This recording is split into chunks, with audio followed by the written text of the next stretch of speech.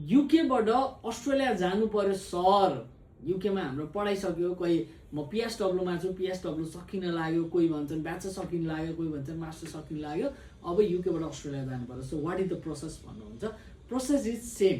तपाईँ नेपालबाट Australia apply गर्दाखेरि जे प्रोसेस हुन्छ युकेबाट अस्ट्रेलिया अप्लाई गर्ने भने पनि सेम प्रोसेस नै हुन्छ। फरक यति हो तपाईँ युकेबाटै सबै कुरा आफ्नो एप्लिकेसन्स, भिजा अप्लाईदेखि लिएर सबै कुरा युकेबाटै गर्न सक्नुहुन्छ। बट फ्यामिलीको इन्कम सोर्सको डकुमेन्ट्स, स्पोन्सरको डकुमेन्ट्स, ब्याङ्कको एजुकेसन लोन, ब्याङ्क ब्यालेन्स सबै कुरा नेपालबाट मेन्टेन गर्न सक्नुहुन्छ। नर्मली 24-25 लाखको चाहिँ इन्कम, 6-7 महिनाभन्दा बेसीको ब्याङ्क स्टेटमेन्ट, 1 देखि 2 वर्षको ट्याक्स र 65-70 लाखको एजुकेसन लोन लिनलाई प्रब्लम छैन र तपाईँलाई आइएल्स पिटी गर्नलाई कुनै पनि समस्या छैन भने तपाईँलाई अस्ट्रेलिया मुभ हुने बाटोमा हामी हेल्प गर्न सक्छौँ।